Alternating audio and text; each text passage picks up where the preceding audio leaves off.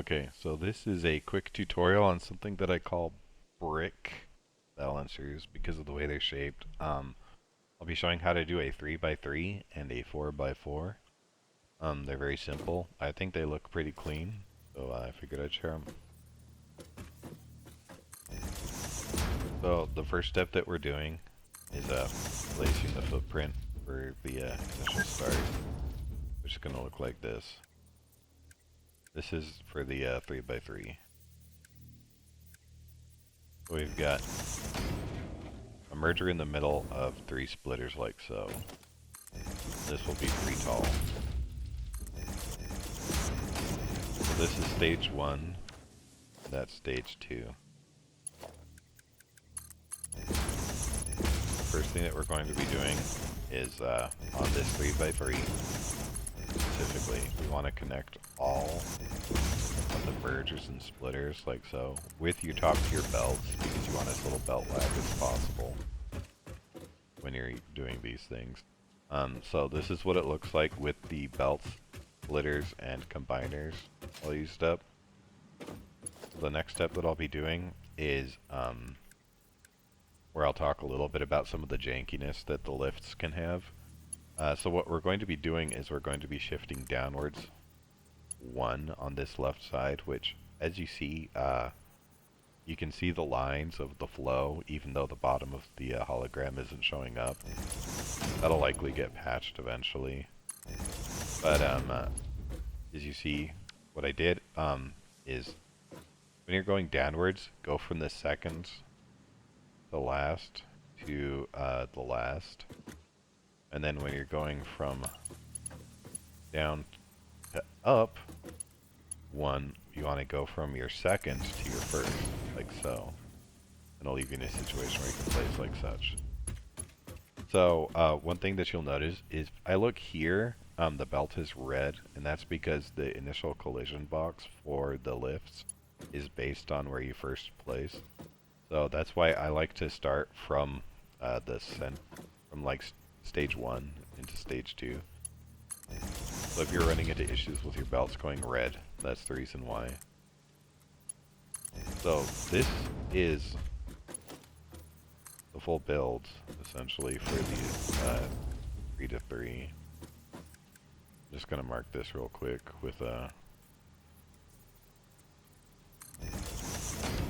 these so that it's pretty clear which one is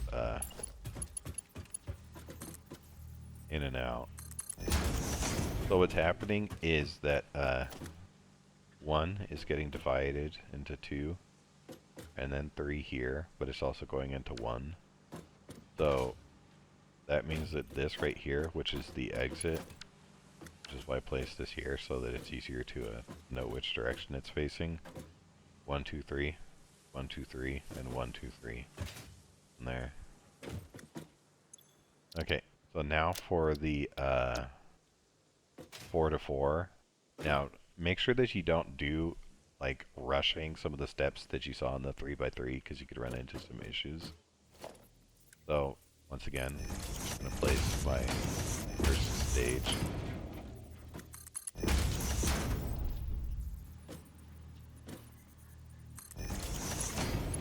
Which I'm marking with the setup you see here. And then you're going to place the same series of splitters that you had before so that a merger fits in between them. But you do not want to connect stage 1 into the stage 2 mergers. Otherwise you will brick your ratios and throw everything off.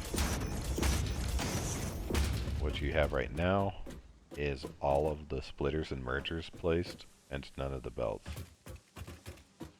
The only belts that you'll be placing are going to be right here on the left and right, combining the splitters and mergers for stage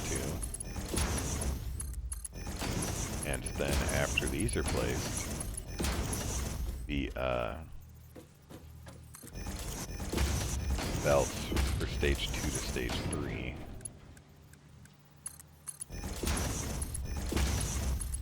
Which looks like so.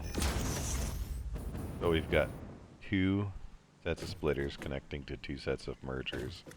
And these mergers right here are the final output, which I'll just mark with a single belt, like so. So this is what you've got so far. Now, the next part, I'm going to be making it a little bit friendly for people that might have issues with left and right. I'm placing a light pole on the left. So if you're following, you know, via audio, you can do that. So the back is where the initial input is. The front is where the final output is. Left is the side with the light post, and then right is the side with no light post. So what I'll be doing is using the trick that I used earlier on this left side, I'm going to be going from up in stage 1 to down 1 in stage 2. Like so.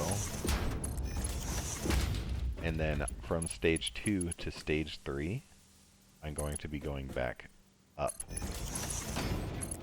Like so. We have this scenario right here, where stage 1, A, B, C, and D, we've got A going down into 2, and then back up into 1. Which means that the left is covering both 1 and 2.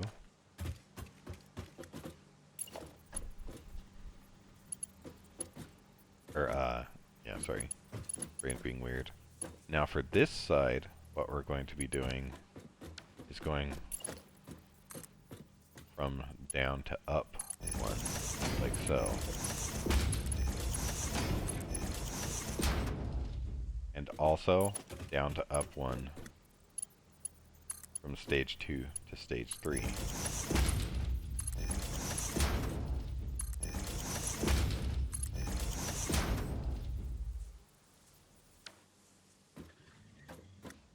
So what this has done is that A is going down into 2 and down into 4.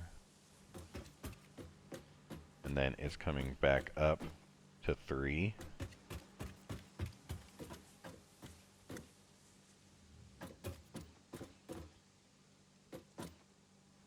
And down into 4. So this has all of A coming via that. And then it's the same for A, B, C, and D. So all of the feeds go just like that. And in order to demonstrate that it works, I'm just going to go like this. Save. Right here, I am going to place some screws, wires. Hold on. Let me just make this a little bit easier.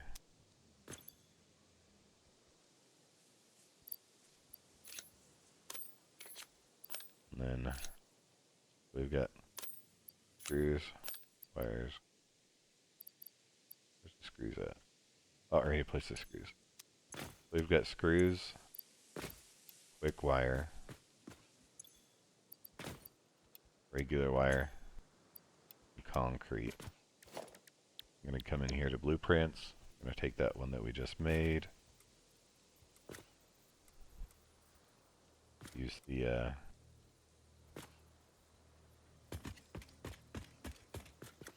thing showing which way is input and output. Place it down. Wait for it to load. And I'm going to delete these.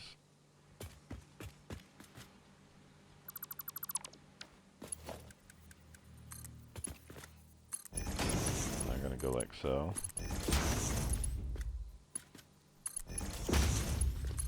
And do you know that it's working properly if it ends up with 125 of each of these resources in each of those? So this is a really good way to test to make sure that you did it properly. And that's the reason why I'm going through this step right now. So now we just wait for this to unload. Which it'll take a little bit. We can sit here and talk about sport ball or something like that. I don't know.